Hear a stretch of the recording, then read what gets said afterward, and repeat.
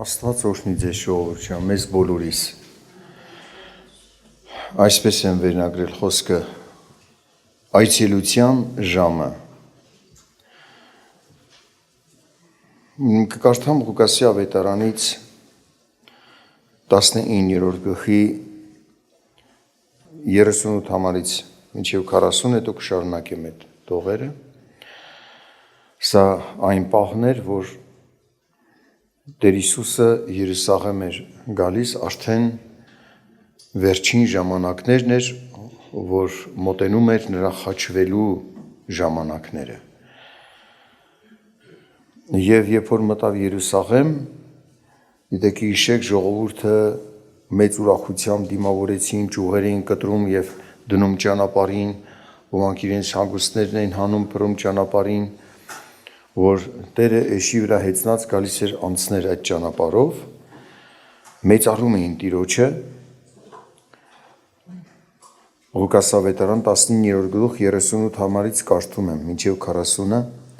եւ ասում էին. օրհնյալ է Տիրոջ անունով եկող թագավորը, խաղաղություն լինի երկնքում եւ փառք բարձունքներում։ Եվ փարիսեցիներից ոմանք ժողովրդի միջից նրան ասեցին. վարդապետ, հանդիմանիր աշակերտներիդ։ Նա պատասխանեց եւ ասեց. ասում եմ ձեզ, որ եթե սրանք լռեն, քարերն են աղաղակելու։ Փարիսեցիները ասում էին լռեցրու աշակերտներիդ, սխալ գովասանքներ են քեզ վերագրում, փառք տալիս այն, որ Աստծուն պիտի տան։ Սխալ մոտեցում են անում, լռեցրու, բայց Տերը ասեց, եթե նրանք լռեն, քարերը կաղաղակեն, այսինքն նրանց խոսքը ճիշտ է, այդ մեծարանքը տեղին է։ Եվ ժողովուրդ ուրախանում էին, նրա հետ քայլող ժողովուրդը 41 համարից կարդամ մինչև 44-ը, ուշադրություն դարձրեք Տերը ինչ էր տեսնում։ Երբ որ մոտեցավ, տեսավ քաղաքը, լաց եղավ նրա վրա ու ասեց. եթե դու էլ իմանայիր, գոնե այս օրվա օրը քո խաղաղության մասին, բայց հիմա ծածկվեցավ քո աչքերից, որովհետև օրեր կգան քեզ վրա եւ քո թշնամիները 4 կողմովդ պատնեշ կպատեն եւ կպաշարեն քեզ եւ ամեն կողմից քեզ կնեղացնեն եւ հիմնահատակ կանեն քեզ եւ քո որդիքն էլ քո միջումը եւ չեն թողի քո միջում քար քարի վրա փոխանակ որ ճանաչիր քեզ այցելելու ժամանակը։ Ինչ ասեց Տերը։ Ակնհայտ երևում էր, որ հոգևոր կոչված խումբը, որ պետք է այնպես անեին, որ ժողովուրդը Տիրոջը ընդուներ, բարձրալին ընդուներ Քրիստոսին, հակառակ, ասում են լռեցրու քո աշակերտներին։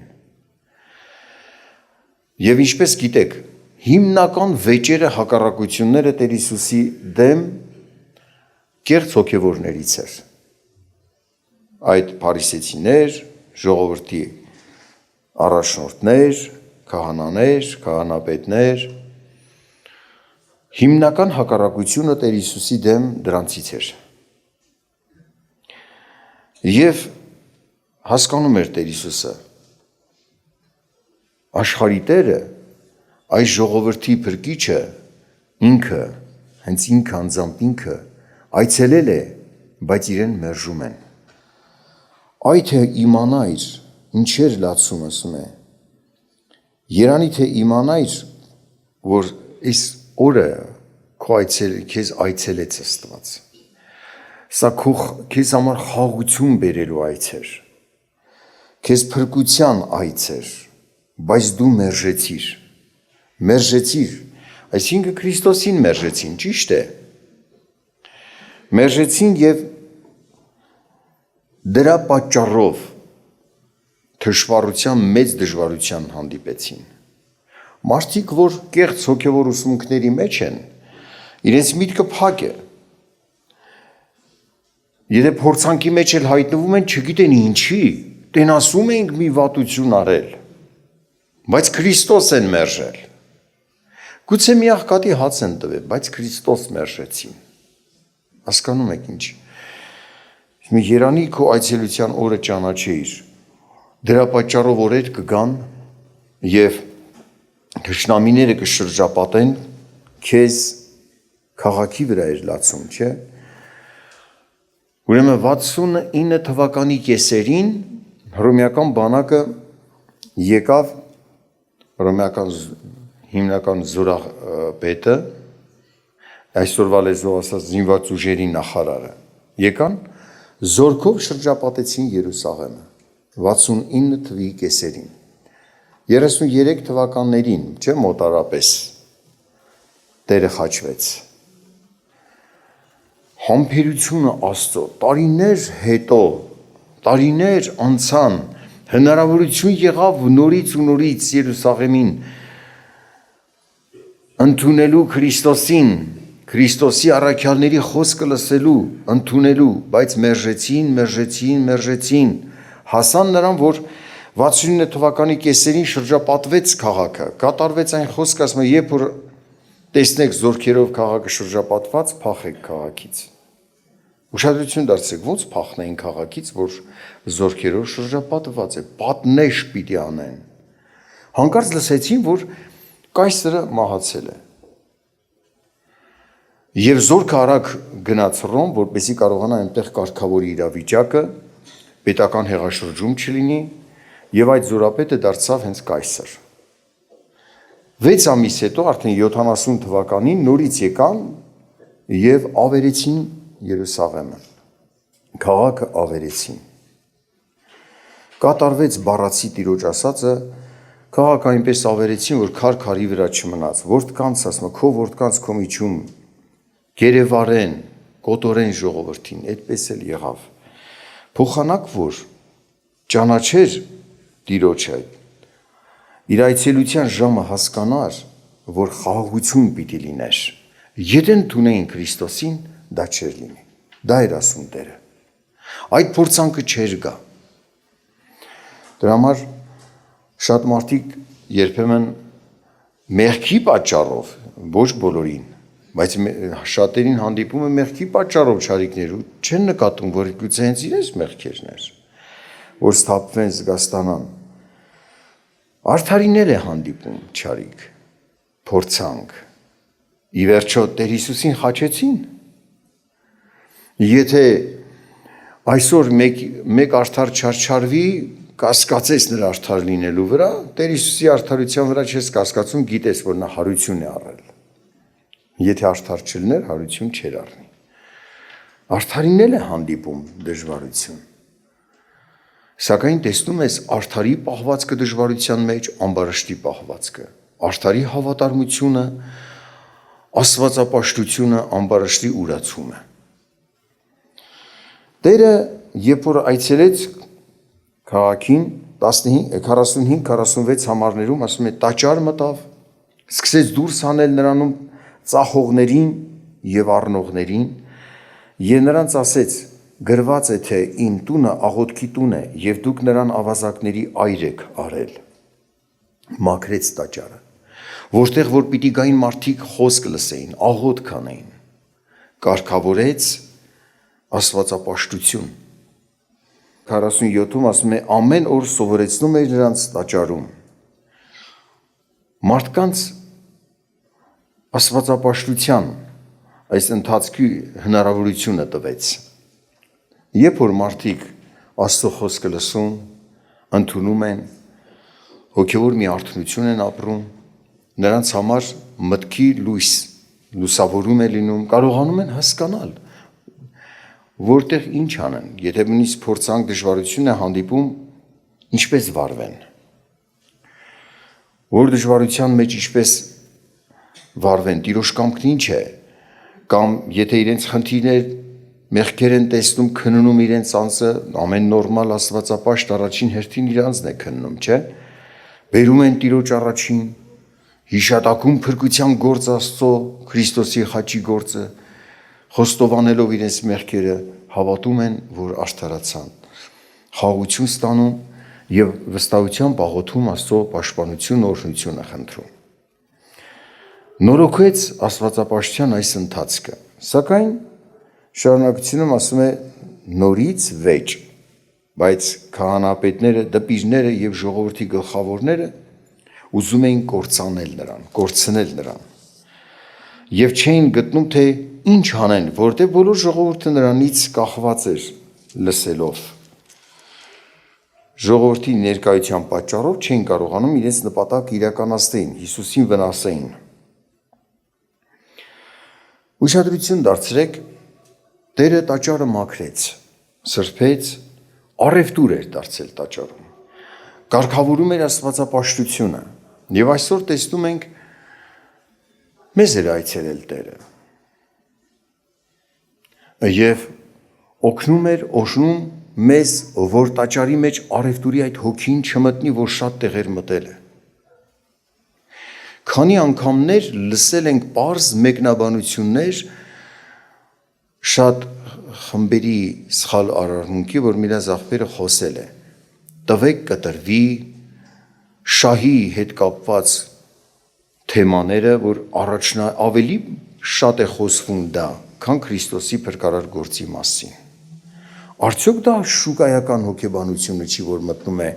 եկեղեցիներ։ Այդ նույն առևտուրը չի։ Եվ այս հարցի հետ զգուշացումը հենց նույն գործը ինչ որ Տերն էր անում, մաքրում էր, որպես այդ հոգեբանությունը չմտնի մարդկանց մեջ։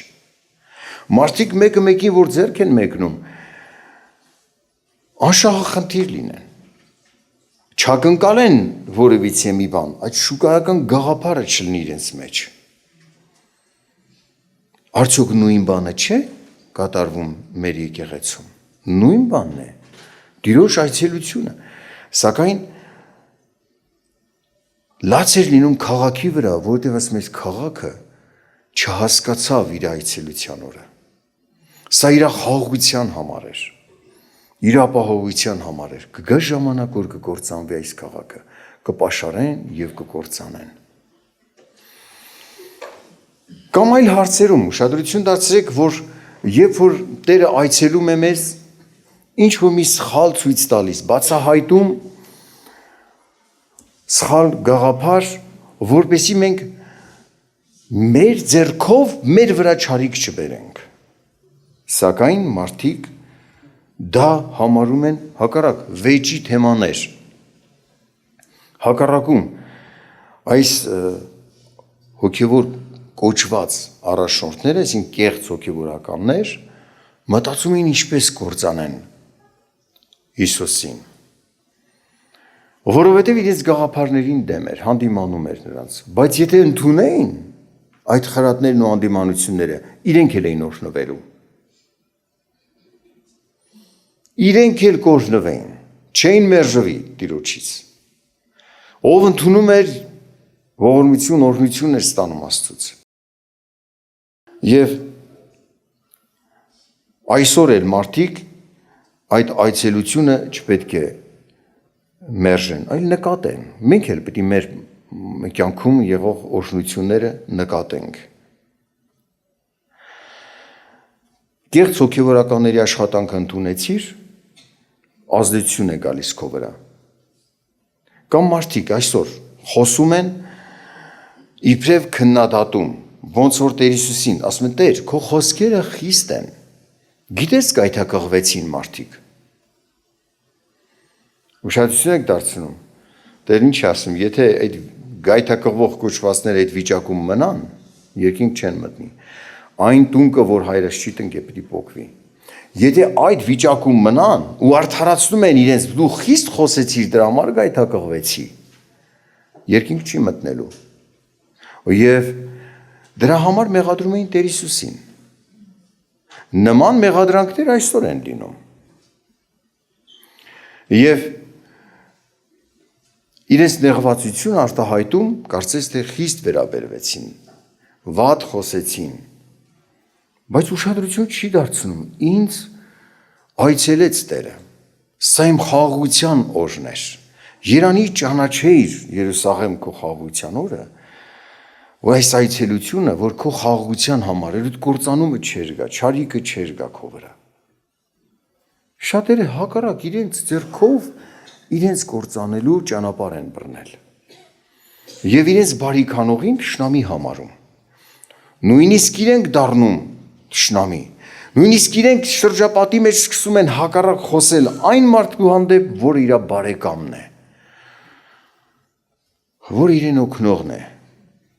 Եվ նույնիսկ ես կարող եմ ասել, մեղքից հետ դարձնող ամենահարազատ մարդն է քո։ Եթե հաց ու ջուր խնամք կանեն մարդիկ, այդ հաց ու ուտես միև նավիցյան չես ապրի։ Կյանքի մեջ հավիտենական կյանքի ճանապարհ տանող մարդիկ, որ դեպի Քրիստոս են քեզ տանում, ցույց են տալիս սխալները, որ զգաստան աստապվես, սա Տիրոջ այցելության օրն է։ Օրհնյալ օր է սա քեզ համար, ոչ թե վեճի օր։ Կամ ասենք ուշադրություն դարձրեք, հանդիպում ենք այլ տեսակ դժվարությունների, հիվանդություններ, որ հաճախակի կան հիմա շրջապատում, ժողովրդի մեջ էլ։ Մարդ հանդիպում է հիվանդության առաջին հերթին ևս ինքնակրության է գալիս, չէ, խնդրում Տեր, ինձ օգնիր հասկանամ իմ սխալները։ Գուցե չեմ տեսնում իմ սխալները, ինչ պատճառով կարող է ես սխալ ունեմ, չեմ տեսնում իմ սխալները, խնդրում եմ մարդիկ ինձ օգնեն։ Ինչ որ արեցի իմ ինքնակրությունս բերում եմ Տիրոջ առաջին, բայց հիվանդությունս դեռ լուծված չի։ Հոգս եմ դնում, աղոթում եմ,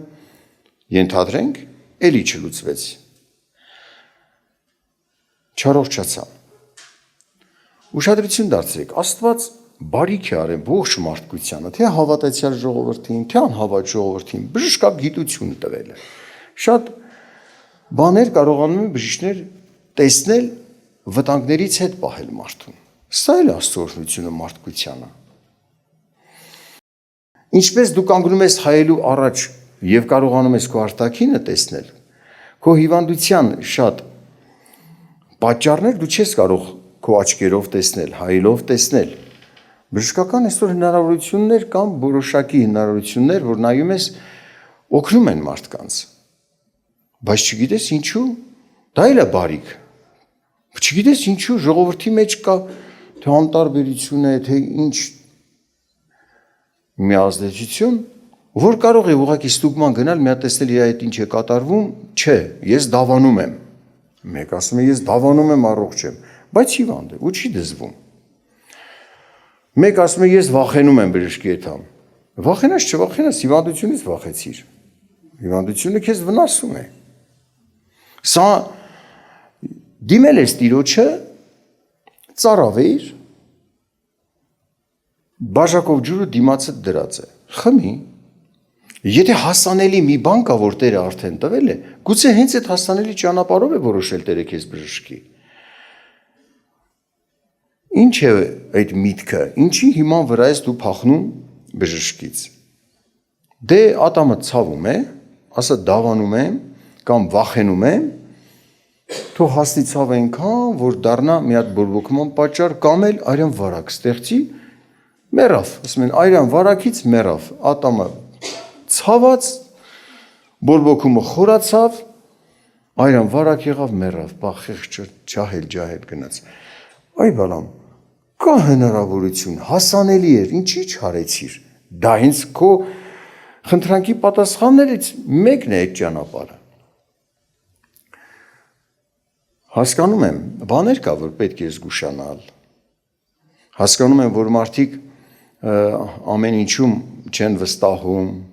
բժիշկներին էլ, այդ էլ բժիշկների պատճառով է, ոչ թե ինչ որ մարդիկ են դա անում։ Անվստահություն չեն սերմանում մարդիկ, ոչ էլ քարոզիչները։ Այլ պատահում է, որ շահասեր բժիշկների ձեռն են ընկնում մարդիկ, վախենում են, տեսնում են, որ շահասեր բժիշկ է։ Սա ուրիշ հարց է։ Կարող ես ստուգել, այլ մեկի մոտ էլ ստուգվել, սակայն փախնես այդ հնարավորությունից, որ կա իբրև հավատացյալ, սա անարգություն ես բերելու։ Շատ մարդիկ պիտի ասեն, մարդը առողջությունը կորցրեց, ժամանակի շուտ այս կյանքից հեռացավ, նորմալ քայլեր չարեց իր առողջության համար։ Տերը օրհնի ձեզ, սա էլ է հաջողություն, որ Տերը տվել է։ Բժշկությունն էլ է Աստծո շնորհ մարդկությանը։ Հասկանում եք։ Պահը չպիտի կորցնես։ Մի օրինակ կարդամ Ղուկաս ավետարանի 18-րդ գլխից 35 համարից մինչև 43-ը։ Եղավ, որ Տերը Երիքովին մոտենալիս մի կույր ճանապարհի մոտ նստած մուրացկանություն էր անում։ Եվ երբ որ ժողովրդի անցնելը լսեց, հարցնում էր, թե դա ինչ է։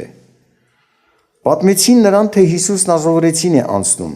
եւ նա աղաղակեց ու ասեց. Հիսուս, որդի Դավթի, ինձ ողորմիր։ Եվ նրանք, որ առաջից գնում էին, հանդիմանում էին նրան, որ լռե, իսկ նա էլ ավելի էր աղաղակում. որդի Դավթի, ինձ ողորմիր։ Հիսուսն էլ կանգնեց եւ հրամայեց, որ նրան իր մոտ բերեն, եւ երբ որ նա մոտ եկավ, հարցրեց նրան ու ասեց. Ինչ ես ուզում, որ անեմ քեզ համար։ Նա ասեց. Տեր, ուզում եմ տեսնել։ Հիսուսն էլ նրան ասեց. տես, քո հավատքը ապրեցրեց քեզ։ Եվ իսկույն տեսնում էր եւ նրա ետևից գնում էր, Աստծուն փառք տալով եւ բոլոր ժողովուրդը, որ տեսավ, օրհնություն էր տալիս Աստծուն։ Պահը չկորցրեց։ Բայց այդ պահը, որ ուշացներ, չէ, անհոգ լիներ,